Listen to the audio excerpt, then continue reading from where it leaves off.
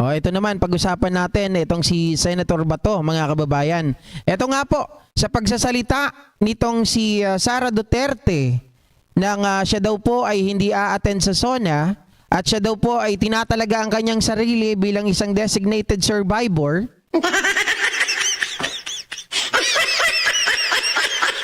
Etong si Bato de la Rosa, sabi ko sa inyo magkakaroon to ng psychological effect.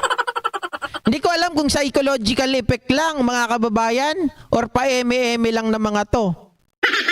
Kasi unang-una, hoy, Bato de la Rosa, sabi mo hindi ka na rin a-attend sa SONA. Bakit? Takot kang matigok? Ha? Putya, para saan pa na dati kang naging pulis? Mga kababayan, tapos ikaw masyadong matatakutin, iyakin. Di ba ang SONA, mga kababayan, kahit hindi ka naman, sabihin natin na ikaw ay against the government, di ba?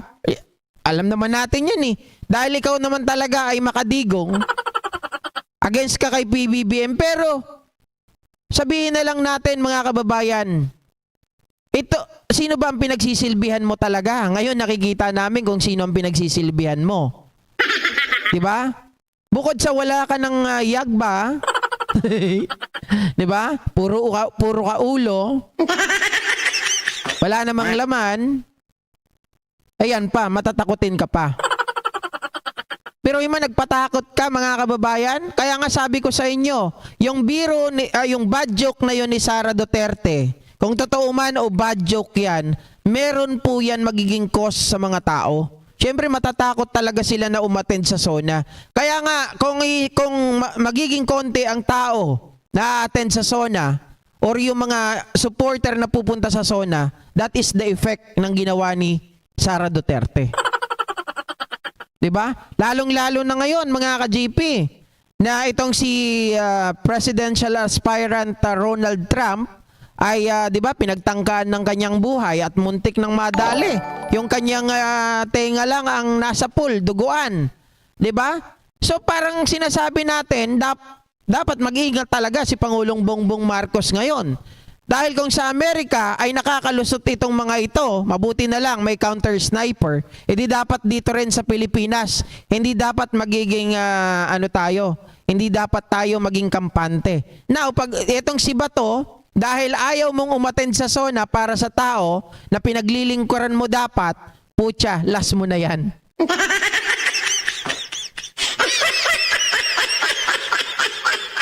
Di ba? Last na rin niya yan sa Senado, mga kababayan. Total, sa 2025, di ba, kailan ba yung botohan ng May 2025? Hindi na siya makaka-attend doon, wag na natin pa-attenin. Wag na natin panalunin. Sayang ba to? Sana may pagkakataon ka pa para ipakita ang suporta. Pero dahil nakikita namin na wala kang kagana-gana dahil inuna mo ang pagsakit ng tuhod mo,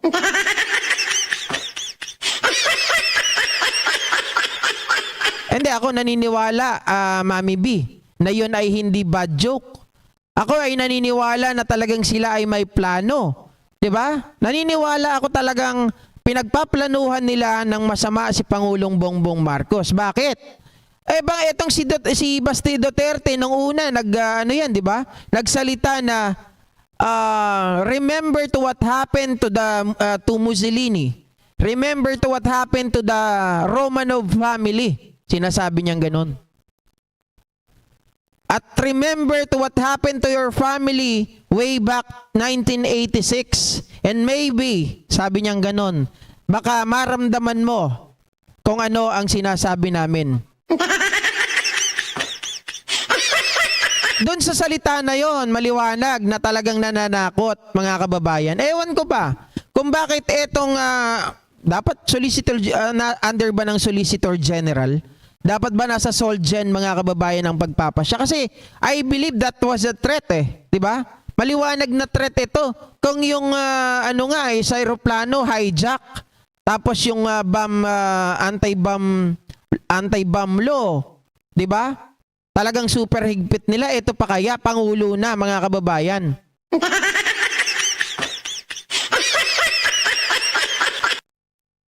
talaga, tikbalang, sa US pinagdudahan na ang shooting incident, trying to gain votes from the black community. Kaso, mga ka-JP, yung nangyari sa US may namatay, di ba?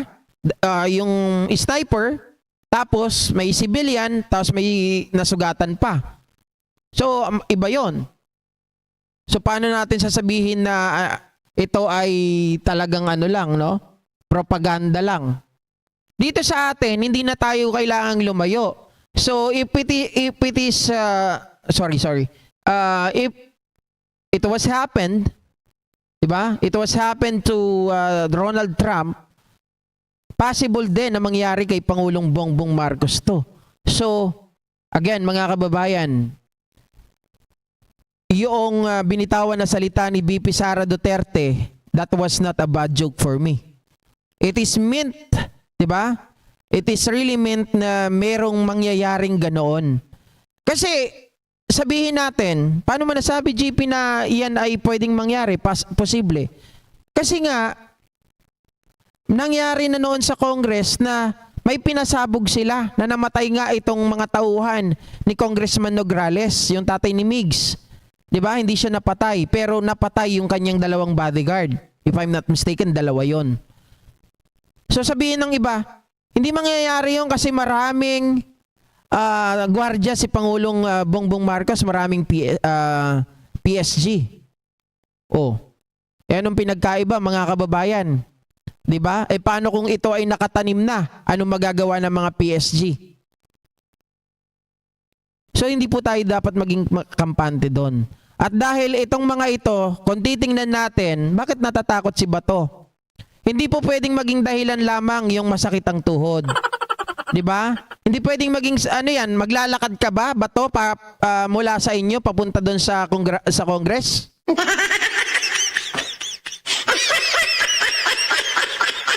Hindi, sabi niya kasi, hindi po ako a-attend. Kasi masakit po ang aking tuhod.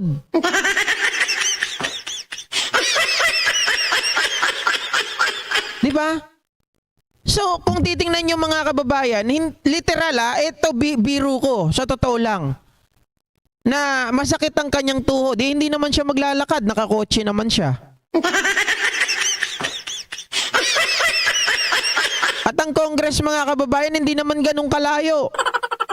Di ba? Hindi naman ganun kalayo. Makakapunta ka pa rin at makakapunta doon sa kanilang hall. At hindi ka naman tatayo doon maghapon. Pag nandun ka na, mga ka-GP, may upuan naman doon. Di ba? Kaya nakakapagtaka, Matthew, nakikita ka dyan. Kaya nakakapagtaka, mga kababayan, na hindi siya pupunta. Kaya kung hindi siya pupunta, ilas na natin yan.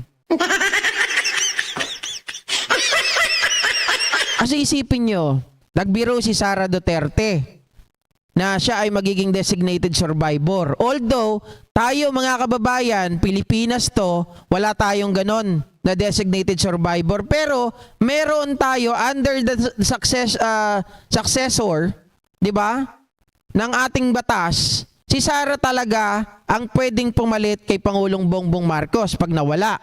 So, bakit natatakot si Bato na pumunta doon? Hindi po pwedeng maging dahilan lang yung kanyang tuhod na sumasakit. Diba? Hindi pwedeng maging dahilan yun. Dahil hindi ka naman baldado. Rayuma lang yan. Diba? So, doon meron ako nakikita. Meron ako napapansin. Bakit ayaw niyong umattend? So, ito ba ay kumbaga katunayan? Nagpapakita ba ito na meron talagang mangyayari sa SONA? Kasi July, remember mga kababayan, ang gusto nilang mangyari, di ba? Itong mga DDS, kampo nila, nakikita nyo naman siguro, lagi nilang sinasabi, last SONA na ni Pangulong Bongbong Marcos, sinasabi nila yan, pabababain na daw, or yung pananakot nila Baste na look at what happened to Mussolini at dito sa Romanov family. Mga kababayan, parang sinasabi nila na may mangyayari talaga kay Pangulong Bongbong Marcos. Diba? Kasi kung wala naman, kung bad joke lang ni Sarah yun, na-attend pa rin sila, maglalakas ng loob. Kaso mukhang parang sabi kong ganun, parang may laman talaga yung sinasabi ni Sarah. Bakit natatakot itong mga ito? Kasi pulis ito Hindi pwedeng masakit lang ang tuhod. Diba? Shoutout po kay Lourdes Diga. Hindi, ako sa totoo lang, dapat imbestigahan talaga nila ito. Hindi pwedeng hindi.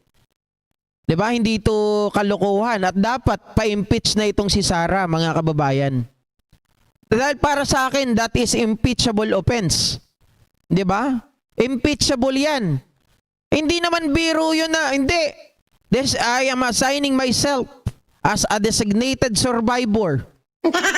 Kasi when you say that, parang alam mo na sa sarili mo na there is something that gonna happen. Di ba? Tama, sali ba sa bangga? Di ba si Rebilla nga, nakasaklay mga kababayan Si Senator Bato pa. At ang tindi, eto pa ang pinakamatindi dyan. Di ba, ang ginagawa nila, karugtong nito mga ka-GP, ay idugtong natin itong kanilang ginawa. Paano ko ba sasabihin? Ay nako. Hindi makaakyat sa hagdanan. Yung hagdanan doon, napakalaki, mga kababayan. Hindi naman sobrang taas. Okay, eto, tingnan po natin.